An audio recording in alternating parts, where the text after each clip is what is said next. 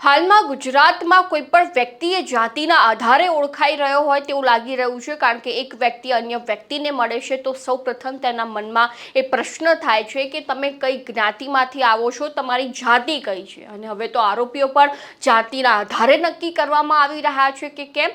આ પ્રશ્ન એટલા માટે ઉદ્ભવી રહ્યો છે કે થોડા સમય પહેલા જ પાટણના ચીલિયા ગામમાં એક અસામાજિક તત્વોએ આતંક મચાવ્યો હતો, જેઓ ઠાકોર સમાજમાંથી આવવાવાળા અસામાજિક તત્વો હતા। ત્યારબાદ પાટણ પોલીસે તેમના પર કાર્યવાહી કરી તેમનો વરઘોડો કાઢવામાં આવ્યો। હવે આ ઘટનાને લઈને ઠાકોર સમાજ સામે આવ્યો છે અને તે જ અંગે ચર્ચા કરવી છે આજે આ વિડીયોમાં। નમસ્કાર, સ્વાગત છે આપનું ક્રાંતિ માર્ગમાં ને હું છું મેક્ષુ ઠક્કર આપણી સાથે।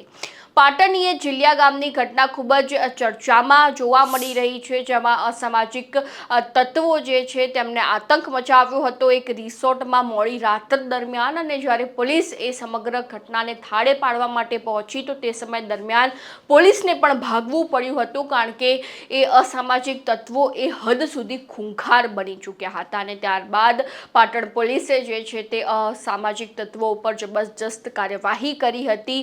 સરહદ જાહેર જે છે તે તેમને માર મારવામાં આવ્યો હતો, તેમનો વરઘોડો કાઢવામાં આવ્યો હતો અને હાલમાં પણ ઘટના ખૂબ જ ચર્ચામાં જોવા મળી રહી છે। અને હવે આ ઘટનાને લઈને ઠાકોર સમાજના આગેવાન નવગણજી ઠાકોર એવું કહી રહ્યા છે કે જે રીતે અમારા સમાજના લોકો પર જે છે તે અત્યાચાર ગુજારવામાં આવી રહ્યો છે પોલીસ દ્વારા, અને આ મુદ્દે અમે આવેદનપત્ર આપવા માટે જવાના છીએ, એક આંદોલન પણ 23 તારીખના રોજ કરવાના છીએ। હવે આ વચ્ચે સૌથી મોટો પ્રશ્ન એ થાય કે જ્યારે કોઈ પણ આરોપી ગુનો આચરે છે તો તેના પાછળ તેની જાતિ કેમ જોવામાં આવતી હોય છે કે આ કઈ જ્ઞાતિમાંથી આવે છે, કયા સમાજમાંથી આવે છે। હવે એ વ્યક્તિએ ગુનો આચર્યો છે તે ચોક્કસથી એને સજા થવાની છે, તેની પાછળથી સમાજનું રાજકારણ કેમ આવી જતું હોય છે તે ખૂબ મોટો પ્રશ્ન હાલમાં સર્જાઈ રહ્યો છે।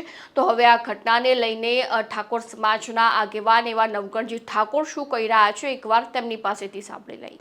અમે વામિયા ગામની અંદર રામભાઈના માતાની સાનિધ્યમાં સમસ્ત ક્ષત્રિય સમાજે પ્રતિજ્ઞા કરી છે કે 23/3/2026 ના રોજ વામિયા ગામે ઉત્તર ગુજરાતમાં ક્ષત્રિય સમાજના આગેવાનો ભેગા થઈ માનનીય કલેક્ટરશ્રીને અમે આવેદનપત્ર આપીશું અને 15 દિવસની અંદર અને ન્યાય આપવામાં નહીં આવે તો સમગ્ર ગુજરાતની અંદર કોંગ્રેસ, ભાજપ, આમ આદમી પાર્ટી તમામ પાર્ટીઓની પ્રવેશ બંધીને અમે બોર્ડ મારી દઈશું ગામે કેવા સમાજ ન્યાયની અપેક્ષા રાખે સમાજ। વિશેષમાં વધુ હું વાત કરતો નથી, મારા અભિજીતભાઈએ વાત કરી છે। કાયદાની રીતે અમે લડીશું, ન્યાય મેળવીને જંપીશું અને આ કૃત્ય એક ગુજરાતમાં ક્ષત્રિય સમાજને દબાઈ દેવા માટેની જે ફોર્મ્યુલા ચાલે છે એ ફોર્મ્યુલાનો પર્દાફાશ અમે કરીશું અને આખરી દમ તક લડીશું, ન્યાયની રીતે, કાયદાની રીતે, કોર્ટની રીતે, સામાજિક રીતે અને રાજકીય રીતે। પોલીસે 18માંથી 10ના બાયોડેટા આપ્યા છે કે આટલા ગુના છે, એમના સામે ગુનાહિત ઇતિહાસ વિશેષમાં વાત મારા